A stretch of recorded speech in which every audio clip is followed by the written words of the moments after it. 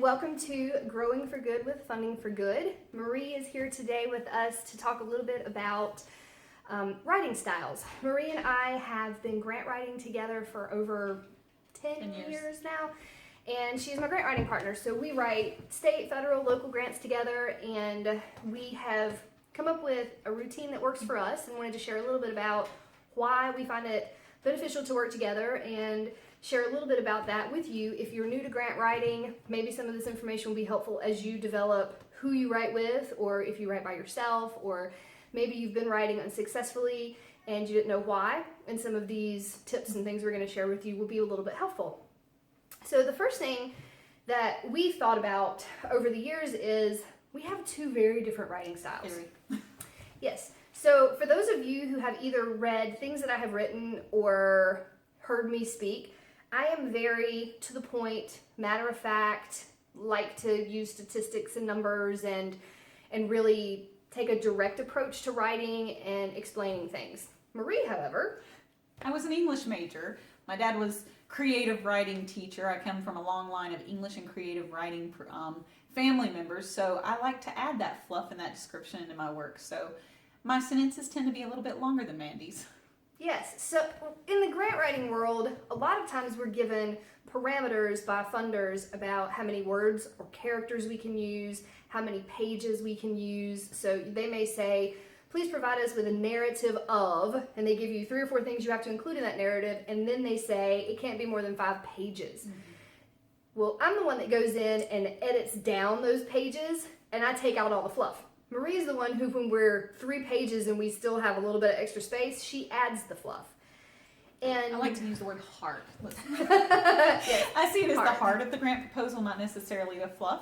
And even our perspective on the vocabulary we use is different, because to Mandy, what's fluff is to me the heart of the story. Yes. And I feel like, fluff you can do without, but heart you can't do without. So just having those 2 different perspectives really help us merge the heart and the data that grantees or grant reviewers want to see in the application. And that's also where wordsmithing comes in. Mm-hmm. Marie would have heart in there and I would change it to fluff because it's a different word. Anyway, when we look at grant applications, and for example, we're going to write a federal grant for someone, typically Marie and I already know before we ever go in to talk with a potential client, there's very specific parts of the grant that I'm going to be in charge of and that I'm going to write, very specific pieces that Marie is going to write. And so I'm going to let you tell her the pieces that you would write first and why, and then I'll share the pieces that I'm always in charge of and why. Absolutely. I love anything program design. I like taking a project that someone shares and saying, how do we put this on paper in a way that expresses the intent and really create an experience that the grant reviewer can get involved in. So anything project design, anything on how that project's going to be measured and how the outcomes are going to be relayed, the target population of the kids or the people and the community members that are going to be served. I really like painting the picture. So anything project design, target population, outcomes and things like that, that would be my cup of tea.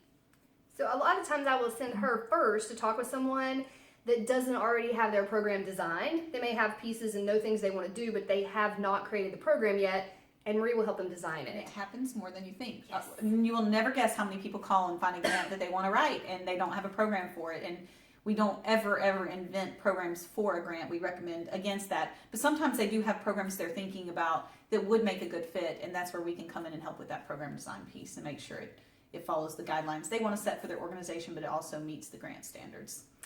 And then, once that piece is set, I come in and have a meeting and talk about the data, the statistics, the needs assessment, the budgets. Marie hates writing the budgets, yes. And I will spend days and days on that.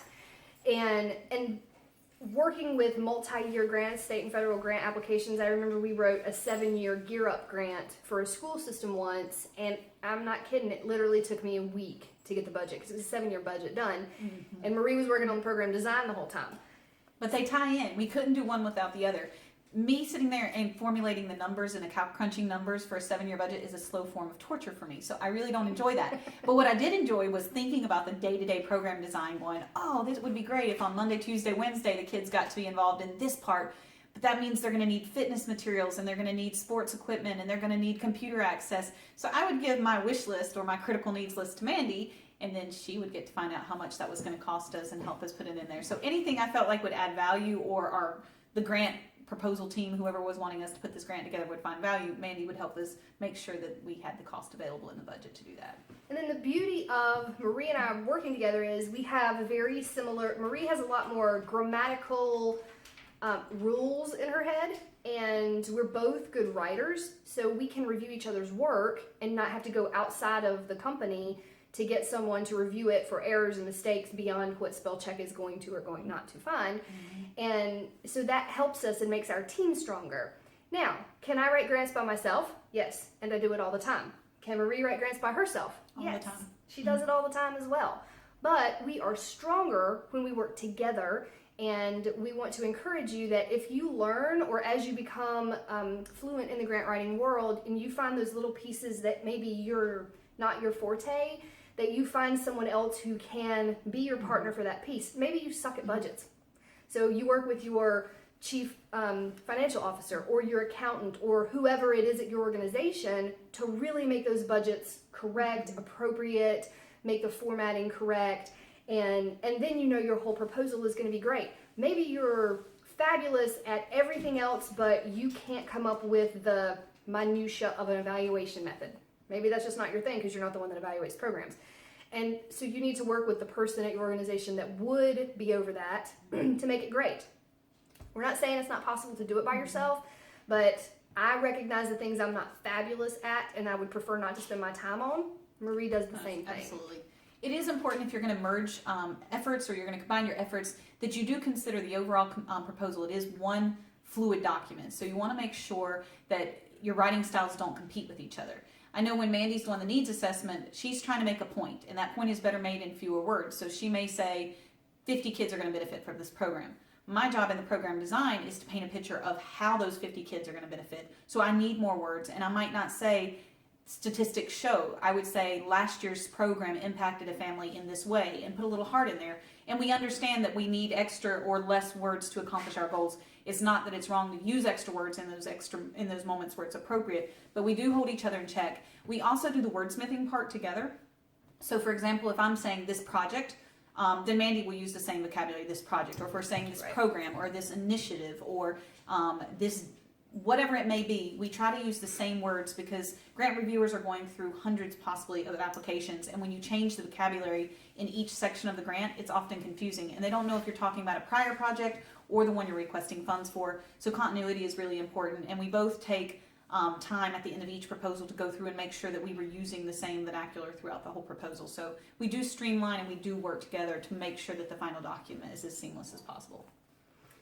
So I hope that some of the things that we shared, that we do as a team here at Funding for Good, are helpful to you either as you grow as a grant writer or work in a development department. Maybe you are a small shop and you're doing it all. We've both been there. Marie and I've been a development director, and Marie's been and is an executive director, and sometimes she wears all those hats. And as a development director myself, I wore a lot of those hats for the organizations that I've worked with. We want to encourage you to know you can do it by yourself, and you can do it with a team, and there's a lot of ways to make those work. Choose your team wisely. Exactly. You may have board members that are really awesome at maybe a specific component. I have a board member who has the history of the organization locked in his heart and head. So when I need the history of the organization or some of those background pieces, I don't need to reinvent the wheel. I can get him to do that because he can crank it out so much easier, and he has and then I can just edit it and make sure it fits in. So you may have people on your board or surrounding community that could already do some of those small pieces without having to find an entire grant writing partner. Exactly. So use the resources that you have. Please feel free to comment if you are in a department that is a small shop, or if you're in a large department where you have to collaborate with lots of people, or you have a writing partner or a team. I've worked with some folks up in DC that work for like NASA or other places that have teams, and they write grants in gigantic groups because they're writing huge federal grants all the time. I'd love to hear your feedback on anything that other people might be able to use, or questions you might have specifically about how to make those collaborations and partnerships work within your organizations. So if you have any specific questions, please feel free to type them in here on the YouTube page or email us directly, info@fundingforgood.org. And if you haven't already, join our family on YouTube at Funding for Good, and we will see you in a week or so with another vlog.